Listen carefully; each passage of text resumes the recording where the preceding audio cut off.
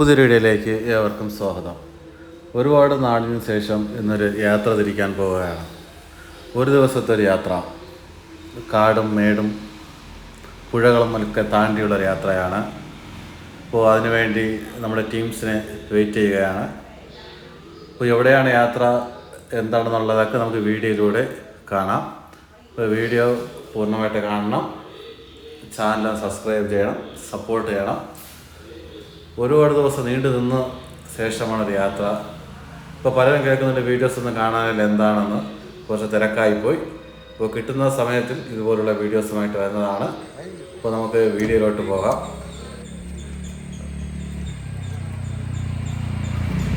അങ്ങനെ യാത്ര ആരംഭിച്ചു. നെടുമങ്ങാട് വഴിയാണ് നമ്മുടെ യാത്ര ആരംഭിക്കുന്നത്. നെടുമങ്ങാട് ഭാഗത്ത് പോകുന്ന വഴിയിൽ വഴിയോര കടയിൽ നിന്നും രാവിലെ ചായ കുടി കഴിഞ്ഞ് അങ്ങനെ യാത്ര ആരംഭിക്കുകയാണ്. നമ്മൾ കുറച്ച് പേര് 2 വീലറിലും ബാക്കി കുറച്ച് പേര് ബൊലോറോ വാനിലുമാണ് പുറപ്പെടുന്നത്. ഇപ്പോൾ വിശേഷങ്ങൾ നമുക്ക് വഴിയെ കാണാം.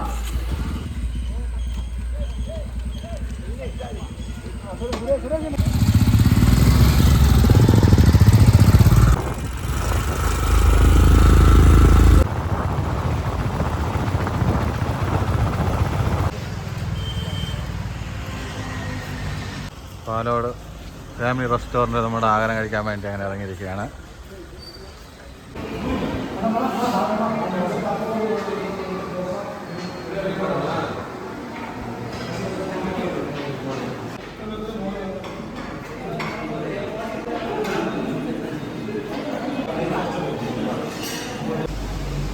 പാലോട് ഫാമിലി റെസ്റ്റോറൻറ്റിൽ നിന്നും ആഹാരം കഴിച്ച് തെന്മല റോഡ് വഴി യാത്ര ആരംഭിച്ചിരിക്കുകയാണ്. നമ്മുടെ ആദ്യം ചെന്നെത്തിയ കുളത്തൂർ പുഴ ശ്രീ ധർമ്മശാസ്ത്ര സന്നിധിയിലാണ്. ശ്രീ ധർമ്മശാസ്താവിൻ്റെ ദർശനം കഴിഞ്ഞ് അവിടെ നിന്നും ആര്യങ്കാവ് അയ്യനെയും വണങ്ങി കേരള തമിഴ്നാട് അതിർത്തി പ്രദേശമായ ചെങ്കോട്ടയിൽ സ്ഥിതി ചെയ്യുന്ന തെങ്കാശി ഭാഗമായി മുരുക ഭഗവാനെയും ദർശനം കഴിഞ്ഞ് അവിടെ നിന്നും അച്ചൻകോവിൽ വഴി നമ്മുടെ കല്ലേലി അപ്പൂപ്പൻകാവിലാണ് എത്തുന്നത്. നമ്മുടെ യാത്ര പ്ലാൻ ചെയ്തത് കല്ലേലി ഊരാളി അപ്പൂപ്പൻകാവിലാണ് യാത്ര പ്ലാൻ ചെയ്തത്. പോകുന്ന വഴിയിൽ ഈ പറഞ്ഞ ക്ഷേത്രങ്ങളും കാടിൻ്റെ ഭംഗിയും പ്രകൃതിയുമെല്ലാം ആസ്വദിക്കുന്നതിന് വേണ്ടിയാണ് നമ്മുടെ ഈ ഒരു യാത്ര തിരഞ്ഞെടുത്തത്, ഈ ഒരു മാർഗം തിരഞ്ഞെടുത്തത്. വളരെ മനോഹരമായൊരു യാത്രയാണ്. നമ്മൾ പോകുന്ന വഴികളെല്ലാം നമുക്ക് പോയിട്ടുള്ളവർക്കറിയാം. റോഡിന് ഇരുവശങ്ങളും മരങ്ങൾ കൊണ്ട് നിറഞ്ഞൊരു കാടിൻ്റെ ഭംഗി ആസ്വദിച്ച് അങ്ങനെ ആര്യങ്കാവിൽ ചെന്നെത്തി അവിടെ നിന്നും ദർശനം കഴിഞ്ഞ് അല്പനേരം വിശ്രമിച്ച് യാത്ര തുടരുകയാണ്. കേരള തമിഴ്നാട് അതിർത്തി പ്രദേശമായി ചെങ്കോട്ടയിൽ കയറുമ്പോൾ തമിഴ്നാടിൻ്റെ ആ ഒരു പ്രകൃതിയും അവിടുത്തെ ആ ഒരു അന്തരീക്ഷവും നമുക്ക് കാണാൻ സാധിക്കുന്നുണ്ട്. ഓരോ യാത്രകളും നമുക്ക് വളരെ എനർജി നൽകുന്നൊരു യാത്രയാണ്. അങ്ങനെ നമ്മൾ കുമാര സ്വാമിയുടെ മുന്നിലെത്തിയിരിക്കുകയാണ്. തെങ്കാശിയിലെ മലമുകളിലാണ് ക്ഷേത്രം സ്ഥിതി ചെയ്യുന്നത്. ക്ഷേത്ര പരിസരം വരെ വാഹനത്തിൽ ചെന്നെത്താം. മലയുടെ അടിവാരത്തിൽ നിന്നും ക്ഷേത്രത്തിലോട്ട് പോകുന്നതിന് വേണ്ടിയുള്ള പാസ് എൻട്രി ചെയ്തിട്ട് വേണം മേളിൽ പോകാൻ വേണ്ടി. നമ്മുടെ 2 വീലറിന് 20 രൂപയും 4 വീലർ അതിന് മേലോട്ടുള്ളവർക്ക് 50, അതിന് മേലോട്ടാണ് അവിടുത്തെ എൻട്രി പാസ്. ഗുരു ഭഗവാനെ ദർശനം കഴിഞ്ഞ് ക്ഷേത്രത്തിൻ്റെ ഭംഗിയൊക്കെ ആസ്വദിച്ച് അവിടെ നമുക്ക് വളരെ വ്യത്യസ്തമായിട്ടുള്ളത് ആ പ്രകൃതി ഭംഗിയാണ്. ക്ഷേത്രത്തിൻ്റെ മേളിൽ നിന്ന് നോക്കുമ്പോൾ വളരെ വിശാലമായ ആ പ്രകൃതി ഭംഗി നമുക്ക് നന്നായിട്ട് ആസ്വദിക്കാൻ സാധിക്കും. കോടമഞ്ഞിറങ്ങി കിടക്കുന്ന കാഴ്ചകളും നമുക്ക് കാണാൻ സാധിക്കും. നമ്മുടെ ഈ ക്ഷേത്രത്തിലൊക്കെ പോയിട്ടുള്ളവരൊന്ന് കമൻറ്റ് ചെയ്യണം, വീഡിയോ കാണുന്നവർ. അത്രയും നല്ല ഒരു എനർജിയാണ് നമ്മുടെ ഈ ക്ഷേത്രത്തിൽ പോകുമ്പോൾ നമുക്ക് അവിടെ നിന്ന് കിട്ടുന്നത്. ധാരാളം മലയാളികളും അതുപോലെ തന്നെ ആന്ധ്രാപ്രദേശ്, കർണാടക ഈ പ്രദേശത്തുള്ള ആൾക്കാർ ഈ ക്ഷേത്രത്തിൽ ഒരു തീർത്ഥാടകരായി വരുന്നത് നമുക്കിവിടെ വന്നാൽ കാണാൻ സാധിക്കും. പ്രകൃതിയുടെ ഒരു ഭംഗിയാൽ മുരുകക്ഷേത്രം കാണാനൊരു പ്രത്യേക ഒരു അന്തരീക്ഷമാണ്.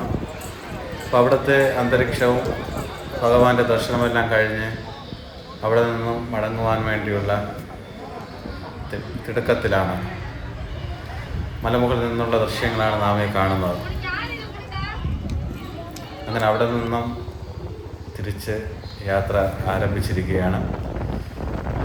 അങ്ങനെ വരുമ്പോൾ വഴിയോര കടകളൊക്കെ നമുക്ക് കാണാൻ സാധിക്കും.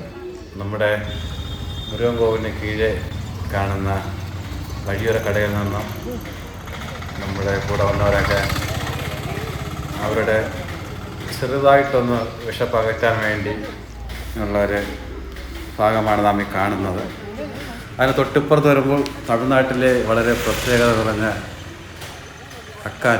അക്കാനിയും അതുപോലെ നങ്കും ഇതൊക്കെ നമ്മൾ തമിഴ്നാട്ടിൽ പോയാൽ കാണാൻ സാധിക്കും. അപ്പോൾ അതിൻ്റെ ഒരു രുചിയും പകർന്നുകൊണ്ട് നമ്മൾ അവിടെ നിന്നും പുറപ്പെടുകയാണ്. വളരെ മനോഹരമായി തന്നെ യാത്രകൾ അങ്ങനെ ആസ്വദിച്ച് പോകുന്ന ഒരു ഭാഗമാണ് നാം ഈ കാണുന്നത്.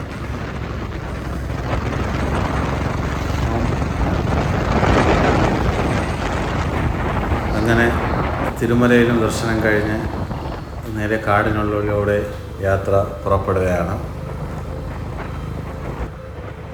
അടുത്തതായി അച്ചൻകോവിലോട്ടാണ് നാം ഈ പോകുന്നത്. കാടിനൂടെയുള്ള ഒരു യാത്രയാണ്. അച്ചൻകോവിൽ എത്തിയ സമയം നമുക്ക് ദർശനത്തിന് സാധിക്കാൻ പറ്റാത്ത സമയമായതിനാൽ അവിടെ നിന്നും അല്പനേരം വിശ്രമിച്ച് വീണ്ടും യാത്ര ആരംഭിക്കുകയാണ്. ഇനിയുള്ള യാത്ര പൂർണ്ണമായിട്ട് കാടിനകത്തൂടെയുള്ള യാത്രയാണ്. സാഹസികമായിട്ടുള്ളൊരു യാത്രയാണ്. എന്നാൽ അതിൻ്റെ കൂടെ പ്രകൃതി ഭംഗിയും കോടമഞ്ഞും വളരെ ഒരു പുത്തൻ അനുഭവത്തോടു കൂടിയാണ് നമ്മുടെ യാത്ര പോയിക്കൊണ്ടിരിക്കുന്നത്. കാടിൻ്റെ ഭംഗി ആസ്വദിച്ച് കോടമഞ്ഞിൻ്റെ തണുപ്പേറ്റ് യാത്ര പോയിക്കൊണ്ടിരിക്കുകയാണ്.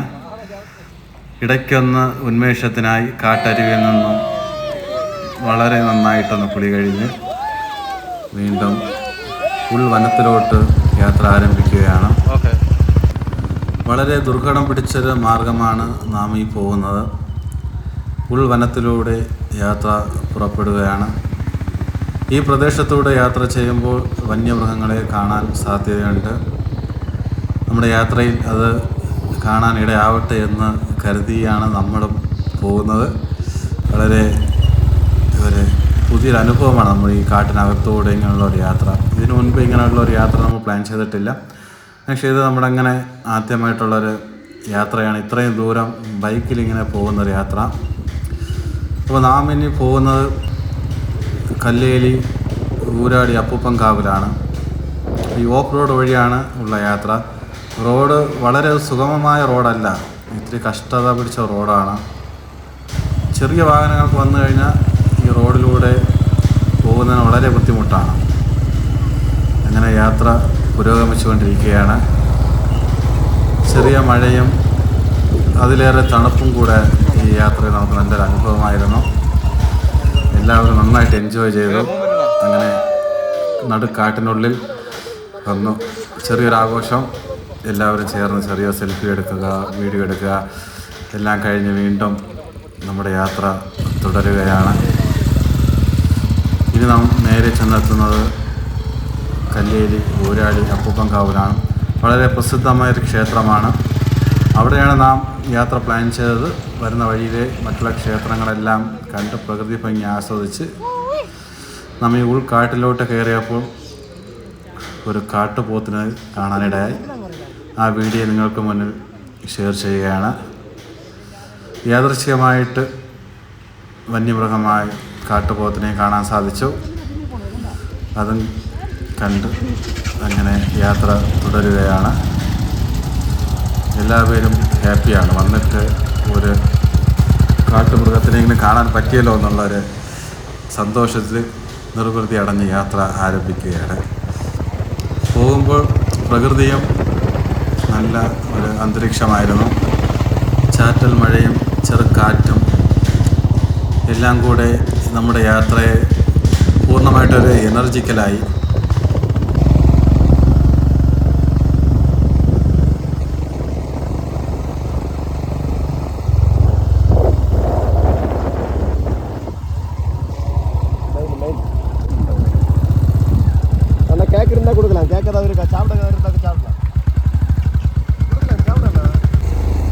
അങ്ങനെ 1 മണിക്കൂർ കൊടും വനത്തിലൂടെയുള്ള യാത്ര കഴിഞ്ഞ് അങ്ങനെ ഊരാളി അപ്പൂപ്പൻകാവിൽ എത്തിയിരിക്കുകയാണ്. ഊരാളി അപ്പൂപ്പൻകാവിലെ വിശേഷങ്ങളും അവിടുത്തെ ആരാധനാക്രമങ്ങളും നമുക്ക് ഈ വീഡിയോയിൽ കാണാം. ക്ഷേത്രത്തിൽ കയറുന്നതിന് മുൻപായിട്ട് വരുന്ന ഭക്തർ കൈയും കാലം കഴുകി വൃത്തിയാക്കിയാണ് ക്ഷേത്രത്തിലൂടെ കയറാം. അതിനവിടെ ഒരു ചെറിയ ബോർഡ് വെച്ചിട്ടുണ്ട്. പ്രകൃതിയുടെ ഭംഗിയിൽ വനത്തിനകത്തൊരു ക്ഷേത്രം, ശ്രീ കല്ലേലി ഊരാളി അപ്പൂപ്പൻകാവ്. വളരെ പ്രസിദ്ധമായി ഇന്ന് പലരും തീർത്ഥാടകരായി എത്തുന്നൊരു ക്ഷേത്രമാണ്. ആ ക്ഷേത്രത്തിൽ ദർശനത്തിനാണ് നമ്മളും പ്ലാൻ ചെയ്ത് വന്നത്. അപ്പോൾ ആ ക്ഷേത്രത്തിൽ വൈകിട്ട് 4 മണിയോടെ എത്തി. രാവിലെ 7 മണിക്ക് യാത്ര ആരംഭിച്ച് വൈകിട്ട് 4 മണിക്കാണ് ഇവിടെ എത്തിയത്. മഴയുണ്ടായിരുന്നു. മഴയിലും വളരെ ഭംഗിയായി തന്നെ നമുക്കിവിടെ എത്താൻ സാധിച്ചു. ഇനി ഊരാളി അപ്പൂപ്പൻകാവിലെ വിശേഷങ്ങളും അവിടുത്തെ ദേവീ ദേവന്മാരുടെ പ്രതിഷ്ഠകളും ഒക്കെ നമുക്ക് ഈ വീഡിയോയിൽ കാണാം. ദൈവങ്ങൾ വസിക്കുന്നൊരിടമായിട്ടാണ് നമുക്കിവിടെ വരുമ്പോൾ അനുഭവപ്പെടുന്നത്. പ്രകൃതിയുടെ ഭംഗിയിൽ പ്രകൃതിയെ ആരാധ കേന്ദ്രമാക്കി ആരാധിച്ചു പോരുന്ന കാട്ടിൻ്റെ മക്കളുടെ കേന്ദ്രമായിട്ടാണ് ഇവിടെ അറിയപ്പെടുന്നത്. 999 മലകളുടെ മൂലസ്ഥാനമായും പ്രകൃതിയുടെ ആരാധനാമൂർത്തിയായി അവരുടെ പരദേവതകളെ ആരാധിച്ച് ശക്തി പ്രഭാവങ്ങളുടെ കേന്ദ്രമായി ഊരാളി അപ്പൂപ്പൻകാവ് എന്നറിയപ്പെടുന്നൊരു മഹത്തായൊരു ദേവസ്ഥാനമാണ് ഇവിടെ. ഉൾക്കാട്ടിനകത്ത് വളരെ ശാന്തസ്വരൂപമായി വളരെ ചൈതന്യത്തോടുകൂടി ഒരു ക്ഷേത്രം, മേൽക്കൂരകളില്ലാത്തൊരു ക്ഷേത്രം നമുക്കിവിടെ വരുമ്പോൾ കാണാൻ സാധിക്കുന്നു. ഇവിടെ വന്ന് എന്ത് പ്രാർത്ഥിച്ച് അപ്പൂപ്പൻ്റെ മുന്നിൽ താമ്പൂലം സമർപ്പിച്ച് കഴിഞ്ഞാൽ നടക്കുമെന്നാണ് ഇവിടുത്തെ ഐതിഹ്യം. അപ്പോൾ ആ വീഡിയോസൊക്കെ നമുക്കൊന്ന് കാണാം. മറ്റുള്ള പ്രതിഷ്ഠകളൊക്കെ നമുക്കൊന്ന് കണ്ടുവരാം. വീഡിയോ കാണുന്നവർ ചാനലൊന്ന് സബ്സ്ക്രൈബ് ചെയ്യുക, വീഡിയോ ഒന്ന് ഷെയർ ചെയ്യുക, നിങ്ങളുടെ അഭിപ്രായങ്ങൾ കമൻറ്റുകളായിട്ടിടുക. ഇനിയും ഇതുപോലുള്ള വീഡിയോസുമായി വരുന്നതാണ്. അപ്പോൾ നിങ്ങളുടെ സപ്പോർട്ടൊക്കെ ഉണ്ടായിരിക്കണം. എല്ലാവർക്കും നല്ലതുണ്ടാവട്ടെ. Good bye.